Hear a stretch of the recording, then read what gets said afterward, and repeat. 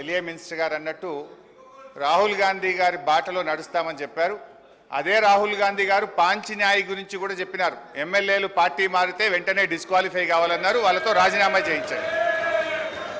రెండవది అధ్యక్ష, మేము కూడా సబ్జెక్టే మాట్లాడతాం. We will not deviate from the budget.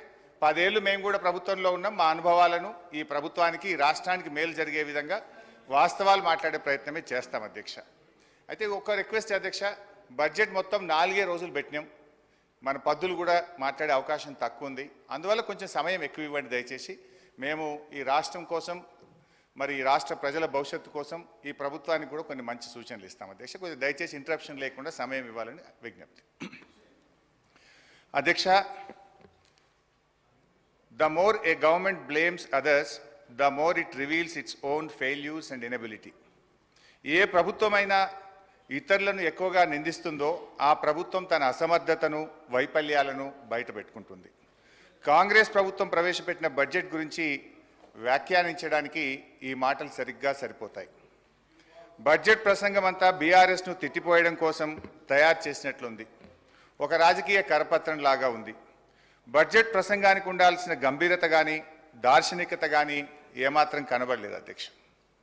Formulation of policy కన్నా హ్యూమిలియేషన్ ఆఫ్ అపోజిషన్ మీదనే భట్టి గారు ఎక్కువ దృష్టి పెట్టినట్టుగా కనబడ్డది. అధ్యక్ష, నేను సూటిగా ఒక మాట అడుగుతా ఉన్నా అధ్యక్ష, ఎన్ని రోజులు మా పేరు చెప్పి బతుకుతారు? మీరు చేసిందేందో, చెయ్యబోయేదేందో గది చెప్పుంది.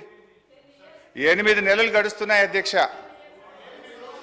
మన రాష్ట్రంలో దిశ లేని పాలన నడుస్తుంది. ఈ రోజు వరకు ఒక్క పాలసీని సమగ్రంగా రూపొందించలేదు, ప్రజలకు వెల్లడించలేదు.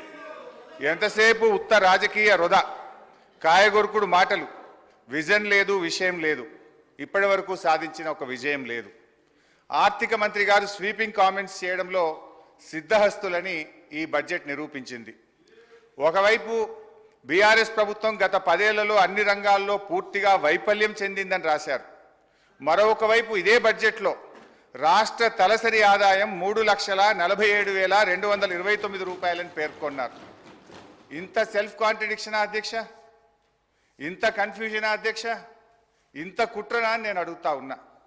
ఎందుకంటే 2014లో మా ప్రభుత్వం అధికారం చేపట్టినప్పుడు తెలంగాణ రాష్ట్రం దేశ తలసరి ఆదాయంలో మనం కంపేర్ చేసినప్పుడు, ఇతర రాష్ట్రాలతో కంపేర్ చేసినప్పుడు మనం 11వ స్థానంలో ఉన్నాం. కానీ మా 10 ఏళ్ల పాలన ఫలితం ఈరోజు గోవా, సిక్కిం లాంటి చిన్న రాష్ట్రాలు మినహాయిస్తే తలసరి ఆదాయంలో తెలంగాణ రాష్ట్రం దేశంలోనే నంబర్ 1గా నిలపడం జరిగింది. అధ్యక్ష, నేను అడుగుతా ఉన్న భట్టి గారిని, తలసరి ఆదాయం ఇంత గొప్పగా పెరిగిందంటే 10 ఏళ్ల మా పాలన ఫలితమా, 8 నెలల మీ పరిపాలనలో పెరిగిందా? దయచేసి చెప్పాలని చెప్పి నేను కోరుతా ఉన్నా. ఒకసారి గుండె మీద చేసుకొని చెప్పండి, ఎవరి పరిపాలనలో ఈరోజు దేశంలో తలసరి ఆదాయంలో ఈ రాష్ట్రం మొదటి స్థానంలో నిలబడ్డది? అధ్యక్ష, 4.5 లక్షలు లేని జిఎస్డిపిని 14.5 లక్షల పైకి తీసుకుపోయింది మా బీఆర్ఎస్ పాలననా, మీ 8 నెలల కాంగ్రెస్ పాలననా అని నేను అడుగుతా ఉన్నాను అధ్యక్ష. 2014లో దేశ జీడిపిలకి తెలంగాణ కాంట్రిబ్యూషన్ 4.1% అయితే ఈరోజు అది 5% పెరిగిందంటే ఇది 10 ఏళ్ల మా శ్రమ ఫలితమా, 8 నెలల మీ డ్రామా ఫలితమా అని నేను అడుగుతా ఉన్నాను అధ్యక్ష. అధ్యక్ష, 2013-14లో 1,07,00,000 ఉన్న పంటల ఉత్పత్తిని 4 కోట్ల టన్నులకు తీసుకుపోయింది మా పరిపాలన ఫలితమా, మీ 8 నెలల పాలననా అని నేను అడుగుతా ఉన్నాను అధ్యక్ష. మేం వ్యవసాయానికి ఏం చెయ్యకుండానే 4 రెట్లు ఎక్కువ పంట పండిందా? తెలంగాణ రాష్ట్రం వచ్చినాడు కరెంటు పరిస్థితి ఏంది? ఆనాడు ఏం పరిస్థితి? అడ్డు అదుపు లేని కరెంటు కోతలు, పారిశ్రామికవేత్తలు ఇందిరా పార్క్ దగ్గర ధర్నాలు, వ్యవసాయానికి అర్ధరాత్రి కరెంట్లు, గృహ అవసరాలకు పట్టబగలు కరెంటు కోతలు. కానీ 6 నెలల్లోనే పరిస్థితి చక్కదిద్ది వ్యవసాయానికి చాలినంత కరెంటు ఇచ్చాం. 2 ఏళ్ల వ్యవధిలో అన్ని రంగాలకు నాణ్యమైన 24 గంటల కరెంట్ ఇచ్చిన ప్రభుత్వం మా ప్రభుత్వం కాదా అధ్యక్ష? ఇవన్నీ చూస్తుంటే ఈ చెయ్యి పార్టీ వాళ్ళు కూడా చెవులలో పుష్పగుచ్చాలు పెడతారని భట్టి గారి ప్రసంగం విన్నాక అర్థమవుతా ఉంది అధ్యక్ష. అధ్యక్ష, 5 దశాబ్దాల కాంగ్రెస్ పరిపాలనలో తెలంగాణ స్థాపిత విద్యుత్ సామర్థ్యం 7,778 మెగావాట్లు. పురోభివృద్ధి లేదని మీరు చెప్పిన ఒక్క దశాబ్దంలోనే తెలంగాణ స్థాపిత విద్యుత్ సామర్థ్యం 19,483 మెగావాట్లకు పెరిగింది. మీరు చేసిన దానికంటే మూడంతలు చేశాం. ఈ మధ్య అదనంగా 1,400 మెగావాట్లు ఎన్టీపీసీ నుంచి కూడా వచ్చింది.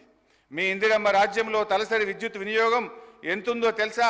1196 యూనిట్లు. అనుకున్నంత అభివృద్ధి సాధించలేదని గౌరవ ఆర్థిక మంత్రి గారు చెప్పిన బీఆర్ఎస్ పాలనలో తలసరి విద్యుత్ వినియోగం 2,349 యూనిట్లకు పెరిగింది అధ్యక్ష. ఇదంతా కాదు బట్టన్నా స్పీకర్ గారు, ఇంత పెరిగింది అంత పెరిగిందని సరే లెక్కలు నేను చెప్తా, బుక్కులలో ఉంటుంది. కుల్లా మీరు ఒక్క 10 నిమిషాలు టీ బ్రేక్ ఇవ్వండి. నేను బట్టి గారు పోయి అసెంబ్లీ ముంగట గన్ పార్క్ మీద రోడ్డు మీద నిలబెడతాం.